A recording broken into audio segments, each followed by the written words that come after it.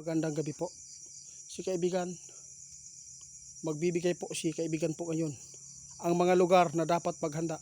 Dahil ito po ngayon ang nakita ng ating kaibigan na unahin po sa pagtira.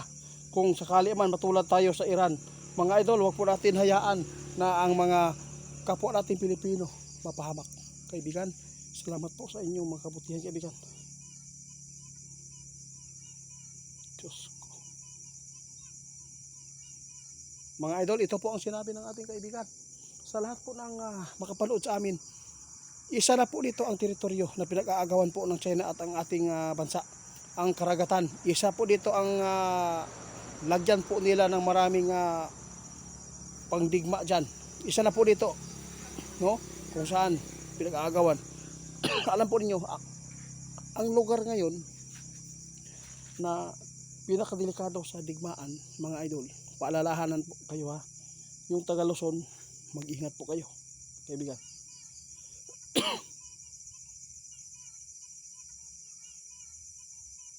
Salamat. O, totoo yan. Sinabi ng ating kaibigan kahapon, mga idol. Sinabi po ng ating kaibigan ngayon na paghanda po ang mga Luzon. Maghanda ang Luzon ngayon. Dahil kung mag-umpisa po ang kaguluhan, walang ibang titirahin. Yung nasa city, yung Manila, yung Luzon, mga idol. Maghanda kayo. Sa lahat ng makapanood, kung hindi kayo maniwala, alam na po ninyo kung anong nangyari, ang mga hinuhula ng ating kaibigan. Ilang week lang nangyari na. Sa lahat po ng mga nagpaabot sa amin, kung totoo ba na mangyayari na po ang World War III, ito po ang tandaan ninyo. Kung sakali man maraming mga bansa ang sumali dito sa kaguluhan, mga idol, posibleng sumiklab po ang World War III. At posible, kung may maggamit po ng nuclear, sigurado sisiklab po ang World War III. Kaya sa lahat po ng makapanood, ipaabot namin kung saan ang mga lugar ngayon na dapat po niyong likasan, mga idol. Yung sentro ng Manila, napakadelikado.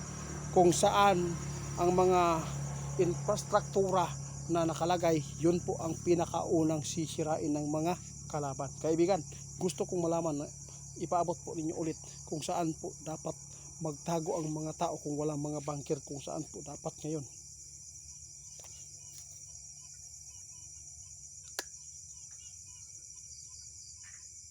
Salamat kaibigan, na salamat. Grabe guys, oh. Sinabi na po ng kaibigan po natin kung saan po kayo safety. Ito po tandaan ninyo. Kung walang magpapatputok na nuclear, mga idol, safety tayo, ang taga-bundok. Alam po nyo, mga idol, sinabi ng ating kaibigan, ang bundok ay hindi gusto ng syudad, hindi gusto ng mga tao dahil po walang walang mga katabi, mingaw, tahimik. Kasi gusto po ang iba, maraming tao, kalayawan. Pasensya na po kung ito po ang sinasabi namin. Kasi ito po talaga ang tunay, mga idol. Kung gusto po ninyo ng ligtas na lugar, tulad po dito sa mga bundok, tulad sa probinsya namin, tulad sa mga may bundok dyan. Kung may bundok po doon sa inyo, safety kayo, basta malayo kayo sa kira, malayo kayo sa city. Yun po. Kami dito, mga idol, sa city kami, parang aabot po ng 1 oras. Malayo pa rin yan, no? Hindi pa rin yan maaabot kung hindi man nuclear ang ipaputok. Kaya sa lahat po ng gustong bumalik sa bundok ngayon, nagpaalala si kaibigan, kung sino man po ang mayroon po mga bundok na nagmamay-ari ngayon na nasa city, alagaan na po inyo, mga idol, magtanim na kayo, no?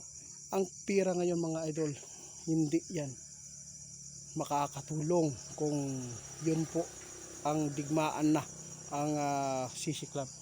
Kaya si kaibigan nagpaabot, kaya hindi ko masyado siyang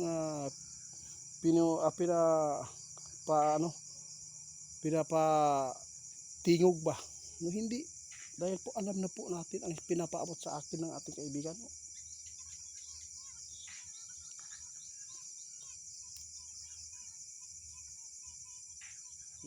Ito po ang sinabi ng ating kaibigan, oh. Salamat kaibigan. Kaya napaabot niya ng mga idol.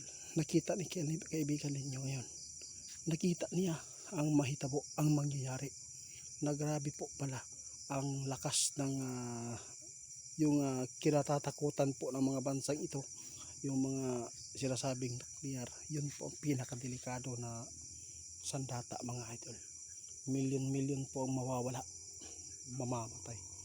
Lahat po ng mga pagkain natin, hindi yan magagamit na kung walang